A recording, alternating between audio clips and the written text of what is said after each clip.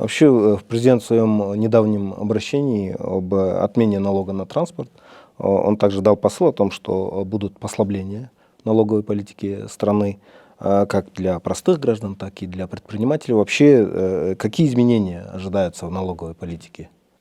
Ну, их очень много. В этом налоговом кодексе его очень сильно ругали, но на самом деле это больше направлено на поддержку. Как уже глава государства отметил, что в учетной политике, в целом, как бы исключение излишних бюрократических моментов были заложены вот именно в редакции последнего налогового кодекса. В целом, Джугуркнешев 26 декабря принят закон о внесении изменений в некоторые законодательные акты. На сегодняшний день вышеуказанный закон, как я уже говорил, он уже находится на подписи у президента, и данным законом предусматривается внесение изменений в 8 кодексов, в 7 законов и в 161 статью Налогового кодекса. Первое – это отмена всеобщей декларации для физических лиц. То есть, если вы не имеете на иждивении граждан и, соответственно, не имеете средств к зачету, то вам нет необходимости заполнять данную декларацию. Как вы знаете, мы со следующего года должны были перейти на всеобщее декларирование, то есть каждый гражданин должен был задекларировать свои доходы и, соответственно, как бы представить свою декларацию. Эту как бы тоже излишне бюрократическую вещь ее убирает. То есть если мне нужно к зачету получить средства, то я ее сам добровольно заполняю, иду в налоговую, доказываю и получаю соответствующий вычет. Да? Кроме того, установлена ставка подоходного налога в размере 1% для таксистов и курьеров. Как вы знаете, вот очень много вопросов у нас возникает с Яндексом, потом с курьерскими службами по поводу их налогообложения.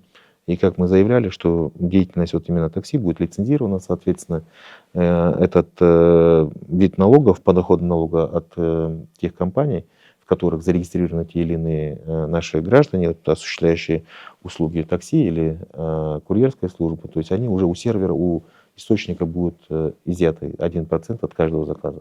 Соответственно, это уже система будет, этот вид деятельности будет полностью налогооблагаемым, и прозрачное налогообложение будет осуществлено. Кроме того, отмена нулевых отчетов.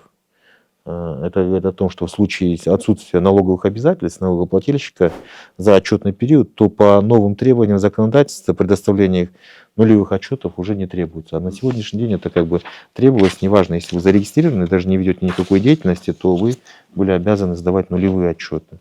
Кроме того, это освобождение от подоходного налога реализации макулатуры и металлолома. Да?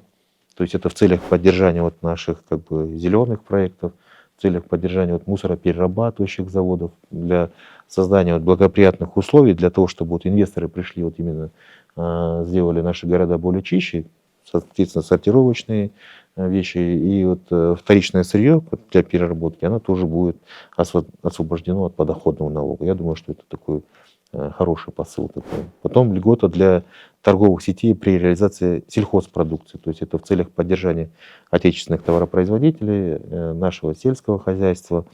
Как вы знаете, на рынках они освобождены от уплаты НДС, а в сетях они платят НДС. Да? И для сетей не особо выгодно принимать товары как бы, от наших отечественных товаропроизводителей. В этой связи вот мы приняли решение относительно освобождения от уплаты, там, ну, создания льготных условий. Кроме того, льгота по бонусу для сельхозпроизводителя. Освобожден от уплаты бонуса сельскохозяйственный производитель по отбору и извлечению из недр подземных вод и при их использовании для сельскохозяйственных нужд. То есть тоже как бы значительная такая льгота. Освобождены от уплаты сбора за первичную регистрацию владельцы транспортных средств, собранных или произведенных в Кыргызской республике. Это говорит о чем? У нас же первичная постановка на учет дорогая очень, да?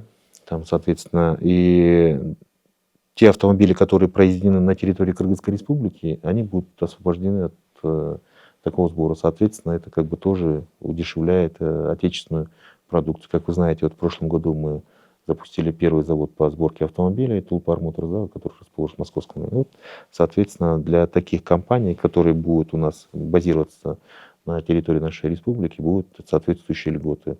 Мы в этом году уже запускаем автомобильный завод совместно с китайскими компаниями. Вот Шумхар у нас по сборке автомобилей Шахман вот, большой выставки, ярмарки, которую мы организовывали вот на Старой площади. Вот несколько раз можно было видеть, какие виды автомобилей мы собираемся у нас собирать. Ну и кодекс о правонарушениях были внесены некоторые изменения, например, административные меры за использование платежных систем, зарегистрировано на другого участника внешнеэкономической деятельности. Также предусмотрены соответствующие санкции, там, увеличены штрафы в 2 раза за оборот подакцизной продукции, без или с поддельными акцизными марками. Это в целях борьбы вот именно с контрафактом и в целях, кто задумал уклонение от уплаты соответствующих налоговых обязательств, для них тоже предусмотрены усиленные меры ответственности, да, через штрафы. Кроме того, в закон Кыргызской Республики о введении в действие налоговый кодекс внесены следующие нормы. Это переход на единый налог для строительных компаний с 1 июля 2025 года. Ставка единого налога для них уже определена. Как вы знаете, практически все поставщики строительных материалов, они переходят на единый налог. И, соответственно, для строительных компаний принятие к зачету той продукции, которая куплена вот у поставщиков, уже как бы нулевая, то есть они не могут их принять в зачет. Соответственно, как бы нахождение в общем режиме тоже уже как бы оно не актуально. И соответствующую меру мы разработали вместе со строительным сектором порядок перехода на единый налог. При переходе есть компании, которые ну, как бы годами складывали свой капитал, они имеют основные средства, то есть при постановке основных средств они были освобождены от уплаты НДС, ну, как основные средства, да, и при переходе на единый налог у них единовременно возникает момент по уплате, то есть этот переходный период предусмотрен.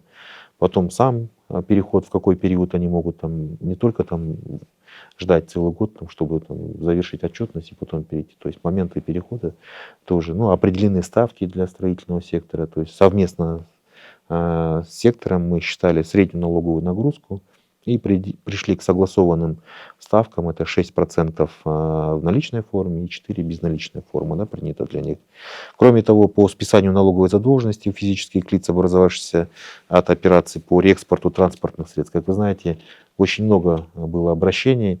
Наши граждане, к сожалению, по неимению соответствующей информации по налогообложению были как бы, ну, правильно сказать, может быть, жертвами, наверное, да, тех, кто на их паспорта оформлял автомобили, а потом буквально, ну, как бы продавали их, и, соответственно, у них возникали подоходные налоги, которые они должны были уплатить. То есть здесь тоже применена амнистия для таких граждан. Да, это с 1 января 2022 года по 1 января 2025 года при импорте автотранспортных средств и реализации их по истечению ну, до года, которые были реализованы, они тоже попадут у нас под амнистию.